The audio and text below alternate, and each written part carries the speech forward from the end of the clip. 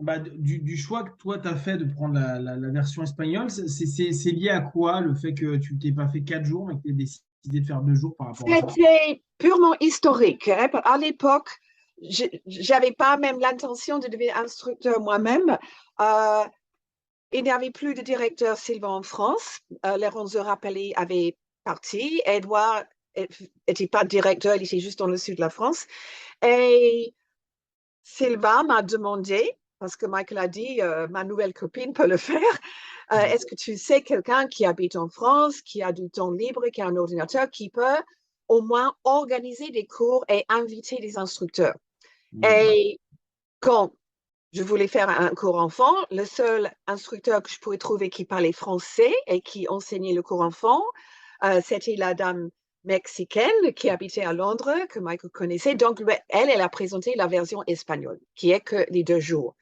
D'accord. Après, on aurait pu changer et tout ça, mais en fait, euh, on s'est dit, si on fait la version 2 jours, il n'y a rien dedans qui est, euh, ce que je peux dire, woo-woo, hein? Ce qui Oui, veut dire que les enfants des non-diplômés peuvent venir. oui. Pendant que si tu fais le cours complet, t'imagines si un enfant rentre chez lui et les parents ne sont pas diplômés et dit, ah, aujourd'hui, euh, je- on m'a fait entrer dans l'estomac de ma grand-maman et j'ai découvert ceci et cela, mais je l'ai rangé, c'est bien. Elle est OK. Mais tu imagines le résultat? Non, non, Donc, non. comme ça. Mais en Suisse, par exemple, ils font en 3 jours le cours complet aussi en français. Donc, c'est juste historique, c'est tout. D'accord. C'est vrai que cette notion-là est un peu compliquée. Bah, tu vois, quand j'ai lu le petit livret, quand je lis plier les, les cuillères, je me suis dit, ouais, bah ça en France, ça passerait pas, tu vois. Je me suis dit, autant faire pousser quelque chose où, tu sais, on peut aussi faire l'expérience des motos avec le riz.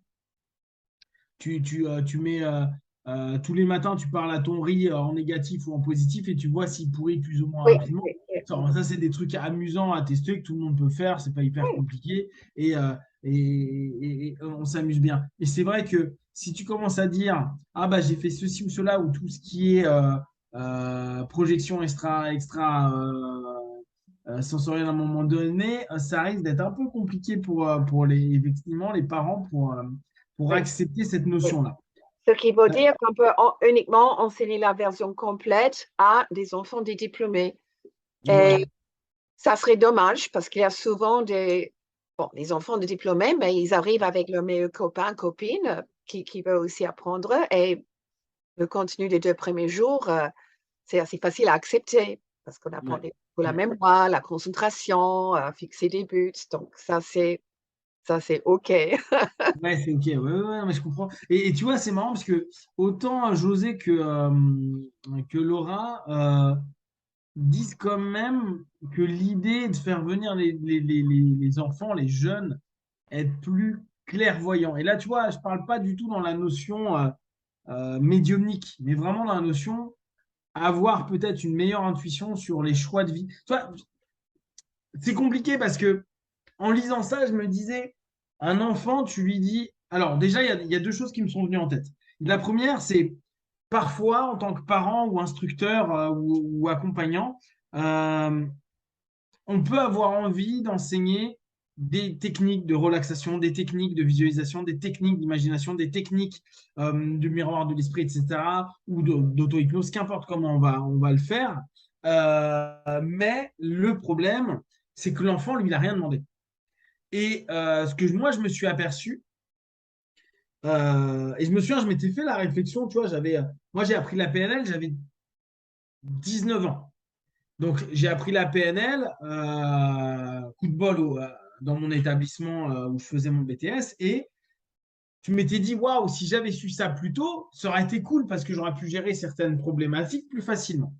Mais ça, c'est un point de vue que j'avais en tant que jeune homme. Tu vois, j'avais 19 ans, je me disais, ça pouvait être bien. Mais si ma mère ou mon père m'avait dit, fais ça comme ça, médite, et puis fais des submodalités, et puis je leur aurais dit, ouais, ça, ouais, t'es gentil, fous-moi la paix. Oui, mais tu te sens pas bien là. Ouais, mais fous-moi la paix. Quoi, en gros, j'ai le droit de pas aller bien, tu vois, ou j'ai le droit d'être en colère, ou j'ai le droit d'être triste, ou qu'importe. Et, et tu sais que c'est quelque chose que je m'étais fait la réflexion. Et quand j'ai vu des copains, des copines avoir leurs enfants et commencer à dire, ah bah moi je les fais méditer, ah, et c'est des petits bouts de chou et ils ont 6 7 ans, ils font déjà de la méditation. Alors les enfants au départ, ils font du mimétisme, pas de problème. Mais ce que je trouve compliqué, c'est que parfois, c'est comme si on était en train de vouloir imposer notre croyance de ce qui est bien. On sait que la méditation, c'est bien. On sait que la visualisation, c'est bien. On sait que devenir clairvoyant, et là, à nouveau, je ne dis pas en tant que médium, mais vraiment plus lucide par rapport à ses intuitions, c'est bien. Et que si un enfant arrive à écouter ses intuitions pour avoir des décisions qui sont plus justes, qu'est-ce que je vais faire plus tard? Est-ce que je reste avec ce copain ou cette copine parce qu'il n'est pas très gentil avec moi et que peut-être faudrait que j'arrête de le voir? Des trucs tout bêtes de la vie. Bah, on se dit que c'est bien. Et bien sûr qu'en tant qu'adulte, on a envie que l'enfant, le jeune, puisse se développer pour être un adulte équilibré et bien dans sa vie. Mais l'enfant, il n'a rien demandé. Et tu vois, ça, je trouve que c'est un des éléments qui est un peu compliqué. Alors, c'est différent quand quelqu'un va aller à un cours Silva, bien que je pense que des parents mettent la pression aux enfants. Mais outre ça, je trouve que tu vois, là, on est sur quelque chose qui est assez complexe dans toutes ces techniques que moi je trouve géniales, c'est que nous, on peut trouver ça génial, mais que l'enfant, bah, en fait, il s'en fout, quoi. Ça l'intéresse pas plus que ça. Comment toi, tu abordes ça? Parce que je trouve que c'est un élément qui est compliqué. Il y a certainement plein de parents qui se disent, oh, j'ai appris de la méthode, oh, j'ai appris de la PNL, oh, j'ai appris de l'hypnose. Bon, bah maintenant, on va méditer tous les jours. Mais l'enfant, il dit, mais fous-moi la paix, moi j'ai envie d'aller jouer au foot, j'ai envie de voir mes potes, je m'en fous de savoir que je suis clairvoyant ou que je peux rentrer dans un objet, tu vois. Comment tu abordes ça, toi, déjà intellectuellement ou avec les personnes qui t'en parlent?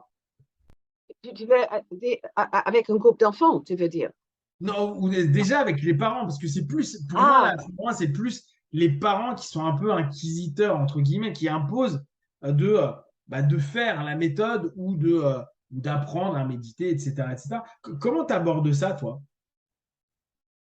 j'ai pas tout à fait compris la question, hein, parce que d'abord, j'ai compris que les enfants sont là parce qu'ils n'ont pas demandé et ils ne sont pas Ouais. forcément intéressés, et les adultes viennent parce qu'ils veulent. Donc, Oui, mais comment c'est est-ce que souvent. j'apporte quoi Comment tu exactement? abordes avec les adultes la notion euh, que eux veulent absolument que leurs enfants apprennent quelque chose, mais que les enfants, ils s'en fichent, quoi. Le trois quarts du temps, moi, quand je vois des personnes, des parents qui ont voulu proposer des méditations à des enfants ou des techniques, les enfants ne le font pas. Et ça ne les intéresse pas, en fait. Et pour autant, tu vois, ils vont les envoyer à des stages ou leur apprendre des notions de PNL ou aller à des stages. Parce que le problème n'est pas l'enfant, hein, le problème est l'adulte. Comment tu abordes ça vis-à-vis de l'adulte alors que l'adulte a une intention hyper bonne par rapport à ça? Comment tu abordes ce dialogue-là à dire, bah, en gros, n'impose pas à l'enfant alors que tu sais que c'est bien pour l'enfant? Ah, ok. Alors, normalement, je ne me trouve pas, en fait, dans la situation où je vais intervenir. Normalement, je suis là quand les enfants arrivent justement pour faire le cours enfant. Mais là, déjà, nous avons une règle et c'est que les parents ne peuvent pas rester dans le cours. Euh, S'ils veulent attendre à l'extérieur, s'ils veulent revenir pour l'heure de déjeuner, très bien. Parce que eh, moi, j'ai entendu de certains cours où les parents sont présents et c'est horrible, hein? Et apparemment, il y avait une dame qui se mettait vraiment debout à côté de sa petite et chaque fois qu'elle regardait ailleurs, bom, bom, bom sur l'épaule. Hé, hé, écoute, c'est important ce qu'ils disent. Et on veut que les enfants sentent qu'ils sont là parce qu'ils veulent. Et c'est pour ça que quand ils sont juste les enfants dans la pièce, les adultes sont à l'extérieur, là, je peux commencer avec des choses des jeux, des trucs de magie, des histoires de Harry Potter. Donc, je peux vraiment introduire, nous, on va faire des choses magiques, nous, on va faire ceci, on va faire cela. Donc, c'est pas du tout comme à l'école. Et normalement, première pause, ils sont déjà hyper intéressés. Mais souvent, je leur demande, pourquoi est-ce que tu es là? Tu sais ce qu'on va faire? Oh, maman, Ouais. papa m'ont dit qu'il le faut. Ouais. Voilà. C'est là où je trouve que c'est difficile. Ce qui est cool, par contre, je me souviens, j'avais croisé, je crois que c'est l'année dernière, une petite, tu m'avais dit qu'elle était venue petite, puis elle l'a fait plusieurs fois, puis là, elle était venue au cours d'hypnose. Et maintenant, c'est une jeune femme, tu vois. Et j'avais trouvé que c'était amusant de voir qu'elle, elle avait vraiment bien accroché, ça l'avait bien aidé, et elle avait évolué. Mais je me demande la proportion d'enfants qui continuent dans ce milieu-là, à un moment donné, dans le travail intérieur, après de la méthode. Tu as eu beaucoup, toi, de retours d'enfants que tu avais eu en cours enfant Silva qui ont fait ça en adulte ou qui ont fait de l'hypnose après? Ah, alors ça, je suis pas sûre. J'ai souvent les enfants qui reviennent des décennies après pour faire le cours adulte et ils disent, ah, mais j'ai appris ça en tant qu'enfant et bon, normalement, ils se rappellent très bien. Mhm. Mais ils sont revenus parce qu'il y avait des petits trucs qu'ils ont oubliés, mais ils sont déjà convaincus, c'est bien. Mais Mhm. combien passe justement à justement explorer psychologie, l'esprit, Mhm. l'hypnose, PNL? Non, ça je peux pas vous dire. Tu Je veux peux pas pas te dire. dire, je sais.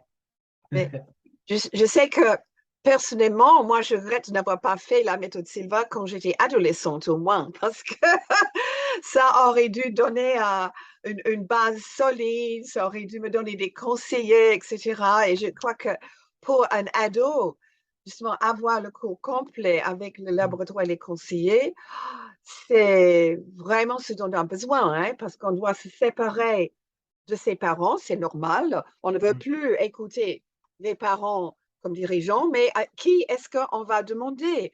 Et normalement, c'est ses copains, ses copines qui sont aussi perdus que soi-même. Ouais. Mais de pouvoir tout d'un coup avoir le labo, le conseiller et de découvrir tout ça à l'intérieur de soi-même, je trouve que c'est magique. Et c'est vraiment dommage que tous nos jeunes ne peuvent pas avoir ça comme base. Et après ça, effectivement, ça leur donne la possibilité d'explorer toutes les autres choses. Voilà. Je suis d'accord avec toi. Je pense que la méthode, elle est intéressante vraiment. Et d'ailleurs, tous les travaux personnels ils deviennent intéressants ados. Je trouve que cette transition-là, enfant, on n'est pas forcément hyper intéressé par ça et c'est plus du mimétisme ou de la soumission à l'autorité parentale qui dit, bon, bah, il faut faire ta méditation, ton truc, tu le feras. Mais ado, il y a vraiment une recherche de ce que l'on est, de ce qu'on Oui, a besoin, de mieux se voilà. comprendre, d'avoir plus confiance en soi, etc. Et je trouve que là, en plus, c'est important parce qu'il y a une pression sociale qui est importante entre les jeunes. Il y a une pression sociale avec l'avenir. Qu'est-ce que tu vas faire? Qu'est-ce que tu choisis? Qu'est-ce que tu décides? Tu vois, le rapport de décision, je trouve que chez les jeunes, c'est dur. Quand tu te dis qu'à 17 ans, ils doivent choisir les études qu'ils vont faire, Mm, mm, ça mm. fait super tôt pour des gosses, hein. Et tu te dis, et limite, on leur dit, bah, si tu as mal choisi, t'es mal barré dans ta vie, tu vois. Et ça, je trouve que c'est des moments où des méthodes comme la méthode Silva, c'est vraiment intéressant. D'ailleurs, ce que dit un moment Laura, elle dit, ce qui était bien, c'est que ça me permettait socialement, tu vois, de se faire facilement des potes, etc., etc. Alors, déjà quand on était enfant, et puis trouver des manières de mieux décider les choses. Et enfant, elle rajoute des éléments comme ne pas être dérangé par des monstres, etc. Qu'est-ce qu'elle disait d'autre? Se protéger des suggestions négatives.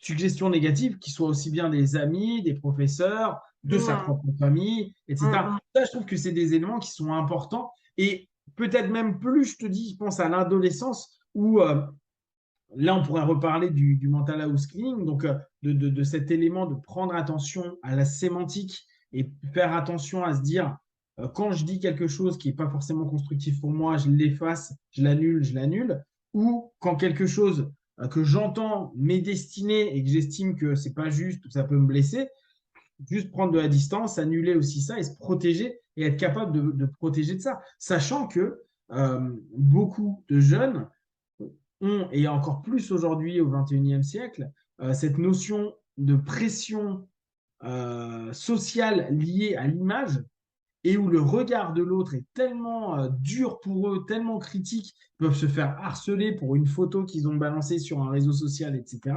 Et où je pense que justement, revenir dans une capacité, et là on revient à la base de la méthode, aller en alpha, réussir à se dire, allez, je fais 10 minutes, je vais tenter de moins prendre émotionnellement cette chose-là, alors que bah, pour eux, c'est hyper important. C'est comme si on venait de les insulter en pleine face ou de leur mettre une gifle, simplement parce qu'on leur critique, on n'aime pas un de ses vêtements, on n'aime pas son sourire, on n'aime pas n'importe quoi. Et derrière, il y a un déferlement de haine qui est compliqué. Et cette gestion de de l'autre, du monde extérieur, par une meilleure connaissance de soi et par un travail en méditation, trouver quelque chose de très très bien et très adapté aujourd'hui pour justement prendre attention et annuler. Je pense que là, l'annul aujourd'hui, et encore plus chez les ados, est quelque chose d'essentiel. Euh, cette notion-là, pour les enfants, le annule, tu l'enseignes au niveau des enfants? Oui, oui, tout à fait. Ça fait partie du premier jour.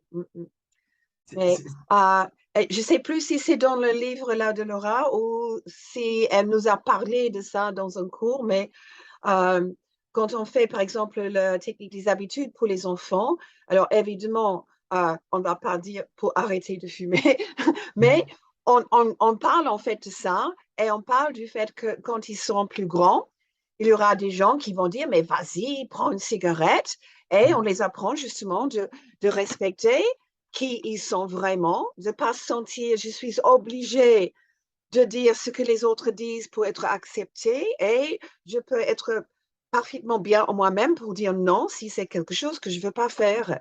Et j'ai trouvé ça hyper important pour les enfants et les ados. Ouais.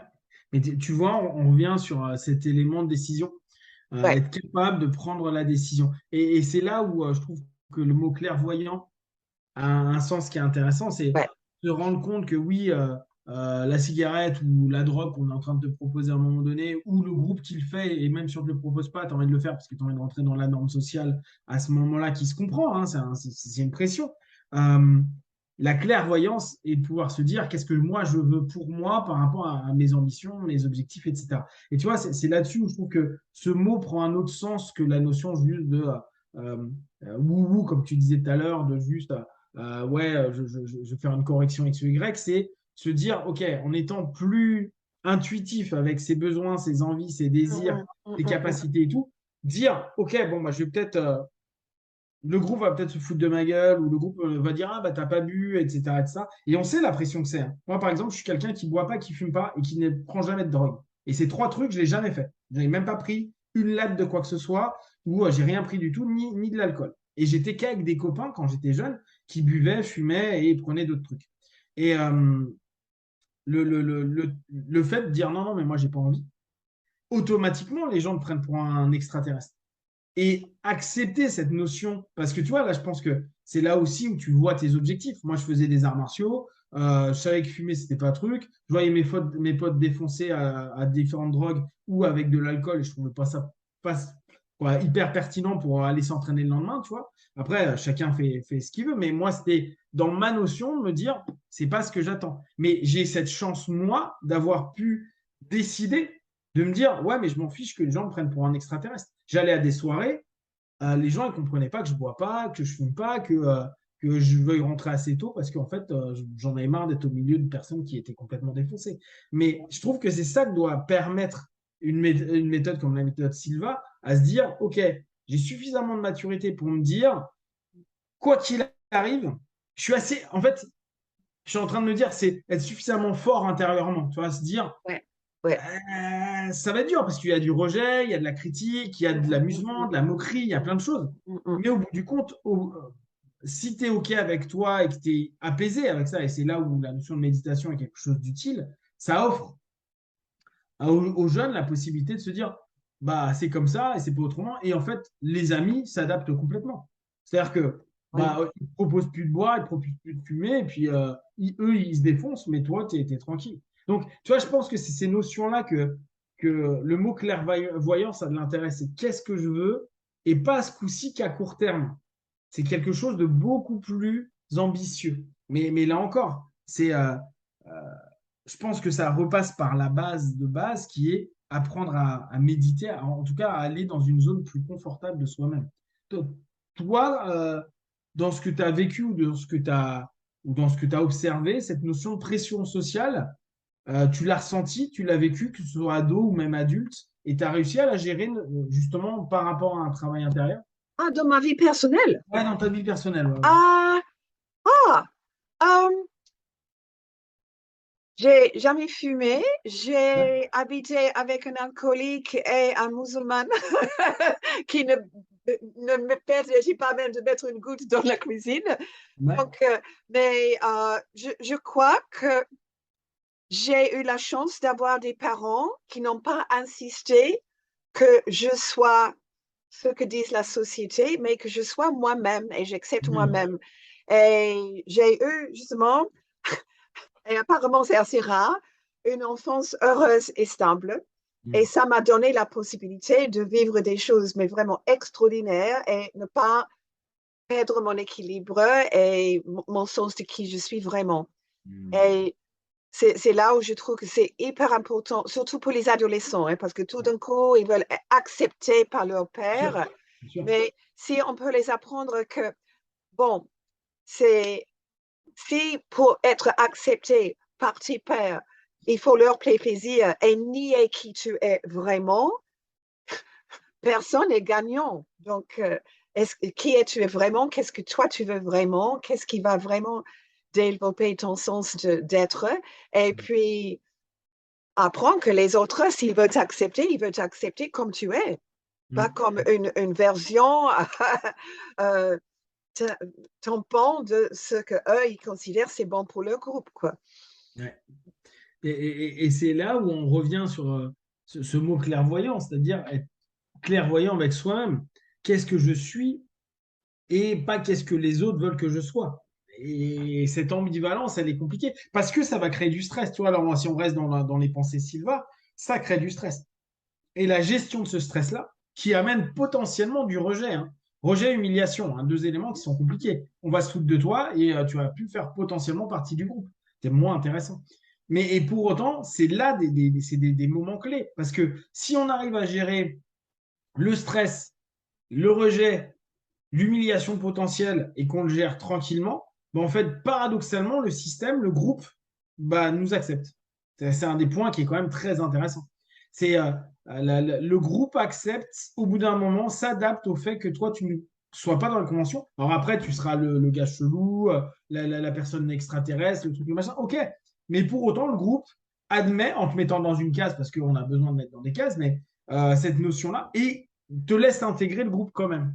Et ça, tu vois, c'est des éléments qui sont rarement expliqués et qui pourtant, quand tu suis des méthodes en travail interne, et on sait qu'à l'adolescence, c'est compliqué parce que ton interne bouge dans tous les sens, et réussir un peu à le calmer, à le formaliser, et comme tu disais tout à l'heure, aller voir, faire une thérapie des parties avec son laboratoire, avec ses conseillers, et se dire, qu'est-ce que je veux, qu'est-ce que je suis, qu'est-ce que je désire, qu'est-ce que et tu vois, ne serait-ce que ces trois mots-là, c'est quoi mes désirs, c'est quoi ma croyance au travers de ça, c'est quoi mes attentes au travers de ça. Si tu pouvais juste redire ça à l'ado et à dire, hé les gars, qu'est-ce que vous voulez vraiment? C'est quoi? Quelles sont vos ambitions? Vous croyez quoi pour arriver à ça? Qu'est-ce que vous attendez de votre vie? Mais ne serait-ce que ça, même si au départ ça peut paraître un peu paternaliste ou un petit peu euh, exagéré, si tu leur donnes ça, tu leur offres ça comme une perspective d'eux-mêmes dans un état plus apaisé, bah, ça ouvre des portes. Ça ne veut pas dire qu'ils trouveront la solution, ça ne veut pas dire que tout sera facile, etc. Mais je pense que c'est justement au travers de ces différentes facettes et cette exploitation que tu proposes aux jeunes, à l'enfant puis aux jeunes, que tu lui offres la possibilité de voir plus clairement les choses de son avenir, de ce qu'il veut devenir. Et il ne faut surtout pas prendre les jeunes pour des idiots. Hein. Ils savent très bien ce qu'ils veulent. Ils comprennent très bien aussi les manipulations sociales, le stress et tout ça. Quoi. C'est absolument pas. C'est ça aussi l'intérêt de l'adolescent. C'est que c'est pas un crétin du tout. Il a compris plein de choses. Mais il ne sait pas comment. C'est comme la méthode Sylvain, en fait. C'est comme si tu ressortais de tes 4 jours et tu ne sais pas quelle technique tu veux utiliser. Tu sais que tu as des croyances, tu sais que tu as des envies, tu sais que tu as des besoins et tu n'arrives pas à ramener ça à savoir qu'est-ce qui va composer, toi, ton quotidien, toi, ta vie, toi, ce que tu veux être, parce que tu as des pressions diverses internes et externes qui peuvent être dures à gérer.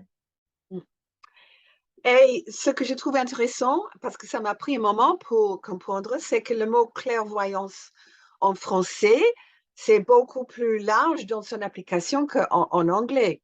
En anglais, clairvoyance égale voyance, médiumnité, PES, etc. Mais apparemment, en français, ça veut dire tout ça, mais aussi simplement voir clair, avoir une Exactement. vision Mmh, du monde et de soi-même qui est mmh, plus claire. Ce que mmh. je trouve génial, hein, parce qu'on dit souvent, dans la méthode Silva, tu vas développer une meilleure mémoire, une meilleure clairvoyance. Et si je dis ça en anglais, il faut que j'explique ce que je veux dire. Mais en français, c'est Hmm. compris. Ouais, Bien sûr, clairvoyance, je vais avoir une vision plus claire de moi-même, ma position dans le monde, etc. Bien. exactement. Ouais. Et je trouve que là-dessus, c'est quelque chose pour nous en français qui a du sens. Et c'est pour ça que tu vois, je fais cette différence à dire c'est ouvert la clairvoyance en France. Quand José dit euh, créer des personnes clairvoyantes, pour moi, c'est des personnes qui ont cette capacité de Ouais. recul, de perspective des choses, d'observation euh, en seconde position, comme on dirait en PNL, en deuxième position, en troisième position perceptuelle, à se dire, bah, soit je me vois moi dans le système, soit je me vois en train de me voir moi avec le système, tu vois. Et tout ça, ça te permet de percevoir, d'être clairvoyant, d'anticiper, de te permettre de savoir comment tu vas te comporter et à amener dès lors des réponses qui peuvent être beaucoup plus intéressantes pour le futur. On reviendra sur tout ça parce que je pense qu'il y a beaucoup de choses à dire sur tout ce qui Bien. est. Ah oui, oui, oui, oui, oui, on a encore plein de choses à dire. Oui, Là, on n'est pas allé, on est allé un peu sur les idées de base, mais je pense que c'est vraiment important euh, à ouvrir. Alors, bien sûr, on ouvrira à côté de la méthode Silva, on pourra parler aussi de la gestion de plein de choses. Notamment, je pensais qu'on peut aussi ramener un peu d'analyse transactionnelle pour mieux comprendre les rapports et comprendre comment ça peut fonctionner. Mais toujours avec cet esprit Silva qu'il y a derrière, de, en fait, permettre au travers d'une éducation ou d'un accompagnement avec les autres, de faire que tout à chacun se sente mieux et se sente soi, et comme l'a dit Lee, se permettre d'être soi, soit bien avec soi-même et bien avec les autres, parce que bah, on est un être social, donc cette notion est là, pour tendre vers un mieux commun. Alors, José, lui, c'est pour un monde meilleur, mais déjà, si ton mieux commun, c'est ta petite communauté, ta famille, tes amis, tes trucs, bah déjà, c'est un mieux, c'est déjà bien. Enfin, c'est déjà un premier pas pour un plus grand mieux. Voilà pour aujourd'hui. Est-ce que tu as des choses à rajouter? non, non, c'est bien, c'est parfait. À être continué. Oui, et ben, on Ok, continuera ça ok. Donc, tranquillement. Je rappelle, hein, pour ceux qui lisent un peu l'anglais, si vous avez envie. Je ne sais même pas où c'est édité. D'ailleurs, c'est édité nulle part. IPI. normalement, c'est édité par Silver eux-mêmes. Ouais, c'est ça, ouais. Ouais, Oui, ils avaient parce que tu plus. vois, il n'y a pas de Les code barre, petits il n'y a livres rien. comme ça, ils ont édité eux-mêmes. Mais D'accord. je ne sais pas Bon, si c'est plus toujours disponible. ouais, je sais pas, mais bon, peut-être d'occasion, vous pourrez le retrouver. Je crois que ça, c'était dans le paquet de goodies que je t'ai donné, n'est-ce pas? C'est Oui. ça, mais laisse tomber, j'ai lu plein de choses. Ouais, on reviendra dessus, mais j'ai quasiment tout lu là, et il y a des trucs que je Wow, sais. excellent, excellent. OK. Eh ben, au top. Bah, si vous avez des questions, des remarques, vous les partagez sur Facebook, YouTube. On y répondra le plus rapidement possible. Et comme d'habitude, de tout ce qu'on propose, ne prenez que ce qui est bon et juste pour vous tester, observer, analyser, concluez. Merci. Ciao.